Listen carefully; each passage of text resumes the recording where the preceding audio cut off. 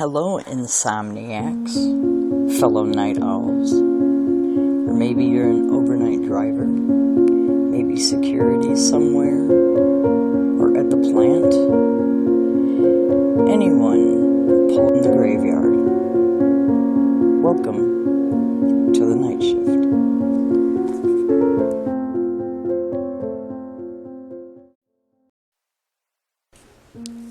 Hello, listeners and or watchers. Happy Halloween. Welcome back or welcome to the Night Shift Volumes, where I read stories from a Reddit thread that asks what the creepiest thing that's ever happened on third shift. But tonight, we're honoring Halloween. And if you're ready, we'll begin. This first one up is from Sergeant Snarky. And they start with, I work the night shift at a gated community along Coldwater Canyon in Hollywood. If you're not familiar with Coldwater, it's one of a handful of twisty canyon roads that connects Hollywood and Beverly Hills to the San Fernando Valley. The canyon roads are packed, pun intended, with lots of coyotes. I hear them at night, howling to each other, and occasionally I hear them make a kill. They love to feast on the raccoons, opossums, and occasional stray cat or dog. It's not an easy thing to listen to, but it's all part of the cycle of life. I used to leave the door to the guard shack open at night to let a nice breeze in. One night, the system went down, so I had to get under the counter to reset the power strip. I had to move some stuff out of the way, so it took some time. When I came back up, standing in front of the shack, looking right at me through the front window, was a coyote. A big one. I'd never seen one so close before, and I was rather freaked out. It just kept staring at me. Finally, I regained my composure and shined my flashlight at it, and it slowly turned around, walked down the road into the neighborhood, looking over its shoulder several times to make sure I was still there. Every once in a while, I'll see that same coyote, I'm pretty sure it's the same one, stroll past the guard booth on his way in and out of the neighborhood.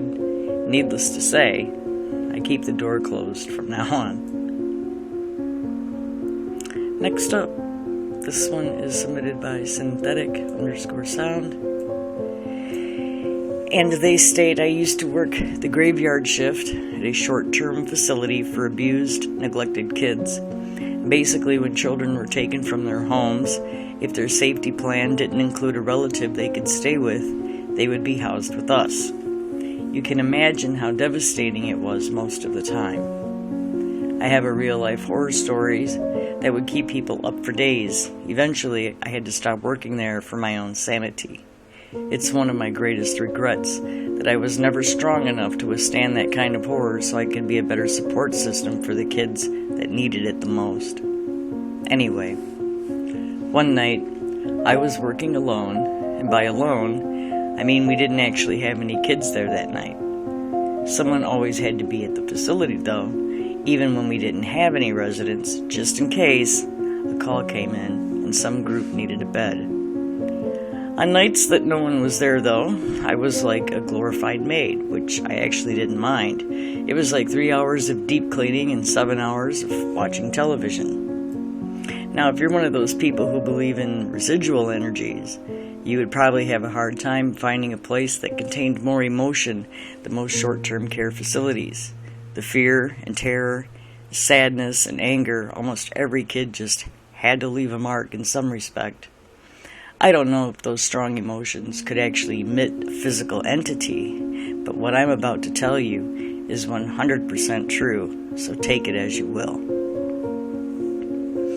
It was the week before Thanksgiving, and like I said, there was no one in the facility. So you can imagine my surprise when I hear what sounds like kids laughing in the halls. My first thought was, oh, weird, I must have left the television on in the other wing. So I went to go check, but nope.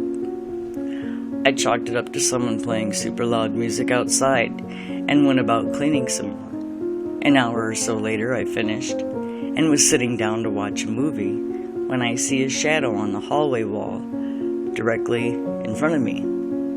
It was the wall that led to the girls' rooms, and then in the opposite direction, it was the hall that led to the other side of the facility. Since I was the only one there, and there are no windows in the hall because of safety reasons, there was absolutely no reason for a shadow to appear on that wall. But that isn't the scary part. The shadow started to get smaller, like it was running away, and I heard kids' footsteps. To this day, that is something I will never ever forget. The image of that shadow getting smaller and smaller on the wall, like someone was walking or running away. It's one of the strangest things I've ever seen. And while I wasn't exactly scared, I was kind of jolted, if that makes any sense. I checked the entire facility just to make sure there wasn't anyone there. I looked at all the cameras, inside and out, and nothing. It wasn't much longer than I ended up quitting. It was like an unbearable sadness had etched itself into my mind and I couldn't get past it. I don't really have a better explanation for it than that, though. Now I work as a graveyard shift waitress at a local diner, and I'm much, much happier. Wow. All right. Third one, last one, submitted by Ginger Phoenix. I work nights at a hotel, alone. One night I walked into a reception area and there was a guy trying to break in through the window.